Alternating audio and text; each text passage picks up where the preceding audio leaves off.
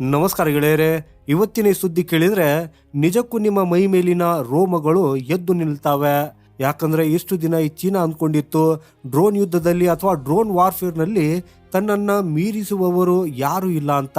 ಹಾಗೂ ಈ ಕಡೆ ಪಾಕಿಸ್ತಾನ್ ಕೂಡ ಟರ್ಕಿ ದೇಶದ ಡ್ರೋನ್ಗಳನ್ನ ಇಟ್ಟುಕೊಂಡು ವಿಪರೀತವಾಗಿ ಮೆರೆಯುತ್ತಿತ್ತು. ಆದ್ರೆ ಗೆಳೆಯರೆ, ಅವರಿಗೆ ಇದು ಗೊತ್ತಿರ್ಲಿಲ್ಲ ಅನ್ಸತ್ತೆ. ಭಾರತ ಸದ್ದಿಲ್ಲದೆ ಎಂತಹದೊಂದು ತಯಾರಿ ನಡೆಸುತ್ತಿದೆ ಅಂದ್ರೆ ಭಾರತದ ಈ ತಯಾರಿ ಈಗ ಅವರ ಎಲ್ಲ ಅಹಂಕಾರವನ್ನ ಮಣ್ಣುಗೂಡಿಸಲಿದೆ. ಗೆಳೆಯರೆ, ನಿಮ್ಮ ಸ್ಕ್ರೀನ್ ಮೇಲೆ ಕಾಣ್ತಾ ಇರುವ ಈ ಮೊತ್ತವನ್ನ ಗಮನವಿಟ್ಟು ನೋಡಿ. 5,000 ಕೋಟಿ ರೂಪಾಯಿ. ಹಾಗೂ ಇದು ಯಾವುದೇ ಸಾಮಾನ್ಯ ಮೊತ್ತವಲ್ಲ. ಇದು ಭಾರತ ಸರ್ಕಾರ ತೆಗೆದುಕೊಂಡಿರುವ ಒಂದು ಐತಿಹಾಸಿಕ ನಿರ್ಧಾರ. ಈ ಯೋಜನೆಯಡಿಯಲ್ಲಿ ಭಾರತೀಯ ಸೇನೆಗೆ ಪ್ರಪಂಚದ ಅತ್ಯಂತ ಮಾರಕ, ಅತ್ಯಾಧುನಿಕ ಮತ್ತು ಮುಖ್ಯವಾಗಿ ನಮ್ಮದೇ ದೇಶದಲ್ಲಿ ತಯಾರಾದ ಸ್ವದೇಶಿ ಡ್ರೋನ್ಗಳ ಒಂದು ಬೃಹತ್ ಪಡೆಯನ್ನ ಒಪ್ಪಿಸಲಾಗ್ತಾ ಇದೆ. ಹಾಗೂ ಈ ಪಡೆಯ ಅತಿ ದೊಡ್ಡ ಹೀರೋ ಆಗಿರುವುದೇ ಬಾಜ್ ಡ್ರೋನ್.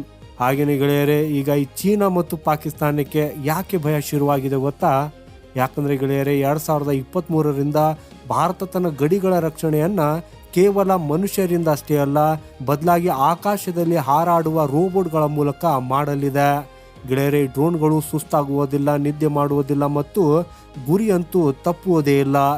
ಒಟ್ಟಿನಲ್ಲಿ ಹೇಳಬೇಕಂದ್ರೆ ಭಾರತ ತನ್ನ ಇಡೀ ಮಿಲಿಟರಿ ಶಕ್ತಿಯನ್ನ ಒಂದು ಮಾಡರ್ನ್ ಮಿಲಿಟರಿ ಶಕ್ತಿಯನ್ನಾಗಿ ಬದಲಾಯಿಸ್ತಾ ಇದೆ. ಹಾಗೂ ಭಾರತದ ರಕ್ಷಣಾ ತಜ್ಞರು ಸ್ಪಷ್ಟವಾಗಿಯೂ ಕೂಡ ಹೇಳ್ತಾ ಇದ್ದಾರೆ. ಅದು ಏನಂದ್ರೆ, ಇನ್ನು ಕೇವಲ 5 ವರ್ಷಗಳಲ್ಲಿ ಭಾರತದ ಸೇನೆ ಮಿಡಲ್ ಲೆವೆಲ್ನಿಂದ ಅಡ್ವಾನ್ಸ್ಡ್ ಲೆವೆಲ್ಗೆ ತಲುಪಲಿದೆ ಅಂತ. ಹಾಗೇನೆ ನೀವು ಇಲ್ಲಿ ಯೋಚನೆ ಮಾಡ್ತಾ ಇರ್ಬೋದು, ನಾನಿಷ್ಟು ಖಚಿತವಾಗಿ ಇದನ್ನ ಹೇಗೆ ಹೇಳ್ತಾ ಇದ್ದೀನಿ ಅಂತ. ಸೊ ಗೆಳೆಯರೆ, ಈ ಎಲ್ಲವನ್ನ ಡಿಟೇಲ್ ಆಗಿ ತಿಳಿಯುವುದಕ್ಕಾಗಿ ಈ ಇಂಟ್ರೆಸ್ಟಿಂಗ್ ವಿಡಿಯೋವನ್ನ ಕೊನೆವರೆಗೂ ನೋಡಿ. ಆದರೆ ವಿಡಿಯೋದಲ್ಲಿ ಮುಂದುವರಿಯುವ ಮೊದಲು ನಿಮಗೂ ಕೂಡ ಭಾರತದ ಹೆಚ್ಚುತ್ತಿರುವ ತಾಂತ್ರಿಕ ಶಕ್ತಿ ಮತ್ತು ಮೇಕ್ ಇನ್ ಇಂಡಿಯಾ ಬಗ್ಗೆ ಹೆಮ್ಮೆ ಇದ್ರೆ ಈ ಕೂಡಲೇ ವಿಡಿಯೋ ಲೈಕ್ ಮಾಡಿ ಮತ್ತು ಕಾಮೆಂಟ್ ಬಾಕ್ಸ್ ಅಲ್ಲಿ ಮರೆಯದೆ ಜೈ ಹಿಂದ್ ಅಂತ ಬರೆಯಿರಿ.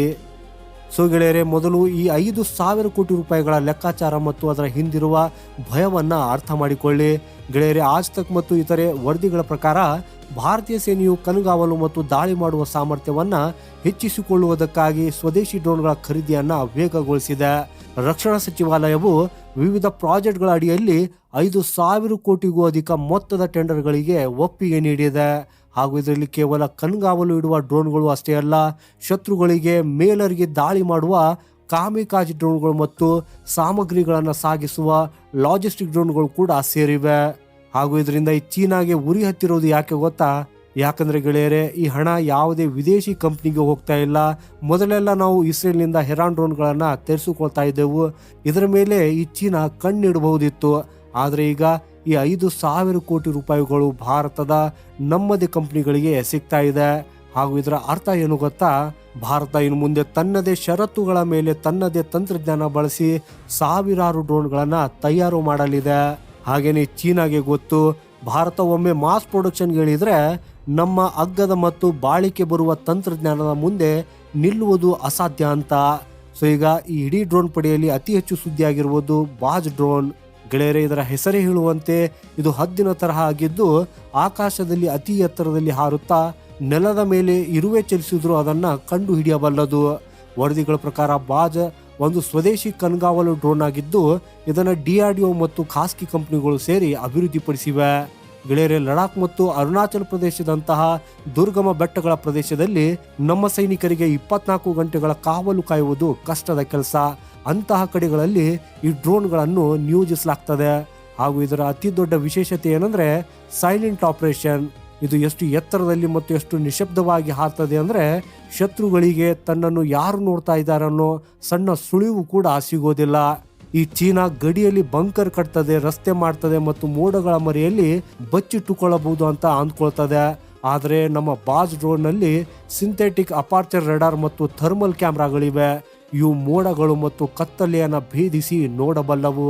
ಹಾಗಾಗಿ ಇನ್ನು ಮುಂದೆ ಚೀನಾದ ಯಾವುದೇ ರಹಸ್ಯ ನಿರ್ಮಾಣಗಳು ರಹಸ್ಯವಾಗಿ ಉಳಿಯುವುದಿಲ್ಲ. ಇನ್ನು ಪಾಕಿಸ್ತಾನದ ವಿಷಯಕ್ಕೆ ಬರೋದಾದ್ರೆ, ಈ ಪಾಕಿಸ್ತಾನ ಇಷ್ಟು ದಿನ ಟರ್ಕಿಯ TB2 ಡ್ರೋನ್ ಮತ್ತು ಚೀನಾದ ವಿಂಗ್ ಲೂಂಗ್ ಡ್ರೋನ್ಗಳನ್ನ ನಂಬಿಕೊಂಡು ಹಾರಾಡ್ತಾ ಇತ್ತು. ಹಾಗೂ ಅದು ಭಾರತದ ಬಳಿ ಇದಕ್ಕೆ ಉತ್ತರವಿಲ್ಲ ಅಂತ ಅಂದ್ಕೊಳ್ತಾ ಇತ್ತು. ಆದರೆ ಈ 5,000 ಕೋಟಿ ರೂಪಾಯಿಗಳ ಪ್ರಾಜೆಕ್ಟ್ ಈ ಪಾಕಿಸ್ತಾನದ ತಪ್ಪು ಕಲ್ಪನೆಯನ್ನ ದೂರ ಮಾಡಿದೆ. ಭಾರತ ಕೇವಲ ನೋಡುವ ಡ್ರೋನ್ ಮಾತ್ರ ತರ್ತಾ ಇಲ್ಲ, ಜೊತೆಗೆ ಲಾಯ್ಟ್ರಿಂಗ್ ಮುನಿಷನ್ಸ್ ಅಂದ್ರೆ ಆತ್ಮಹತ್ಯಾ ದಳದ ಡ್ರೋನ್ಗಳನ್ನು ಕೂಡ ದೊಡ್ಡ ಮಟ್ಟದಲ್ಲಿ ಖರೀದಿಸುತ್ತಿದೆ. ಗೆಳೆಯರೇ, ಇದರಿಂದ ಒಮ್ಮೆ ಊಹಿಸಿಕೊಳ್ಳಿ, ಈ ಪಾಕಿಸ್ತಾನ ತನ್ನ ಗಡಿಯಲ್ಲಿ ಟ್ಯಾಂಕುಗಳನ್ನು ನಿಲ್ಲಿಸಿದೆ. ಭಾರತದ ಒಂದು ಪುಟ್ಟ ಡ್ರೋನ್ ಎದುರಾಳಿಯ ರೆಡಾರ್ಗೂ ಸಿಗದೆ ಅಲ್ಲಿ ಹಾರಾಡ್ತದೆ. ಅದಕ್ಕೆ ಟ್ಯಾಂಕ್ ಕಂಡ ತಕ್ಷಣ ಒಂದು ಕ್ಷಿಪಣಿ ಅಂತ ಅದರ ಮೇಲೆ ಬಿದ್ದು ಆ ಟ್ಯಾಂಕ್ ಅನ್ನೇ ಧ್ವಂಸ ಮಾಡಿಬಿಡುತ್ತದೆ. ಗೆಳೆಯರೇ, ಇಂಥ ಸಾಮರ್ಥ್ಯ ಮೊದಲು ಕೇವಲ ಅಮೆರಿಕ ಅಥವಾ ಇಸ್ರೇಲ್ ಬಳಿ ಇತ್ತು. ಆದರೆ ಈಗ ಭಾರತೀಯ ಸೇನೆಯ ಪ್ರತಿಯೊಬ್ಬ ಬೆಟಾಲಿಯನ್ ಕಮಾಂಡರ್ ಕೈಯಲ್ಲೂ ಈ ಶಕ್ತಿ ಇರಲಿದೆ. ಗೆಳೆಯರೇ, ನಿಮ್ಗೆಲ್ರಿಗೂ ಗೊತ್ತೇ ಇದೆ, ಈ ಪಾಕಿಸ್ತಾನದ ಆರ್ಥಿಕ ಪರಿಸ್ಥಿತಿ ಈಗಾಗಲೇ ಹದಗೆಟ್ಟಿದೆ ಅನ್ನೋದು.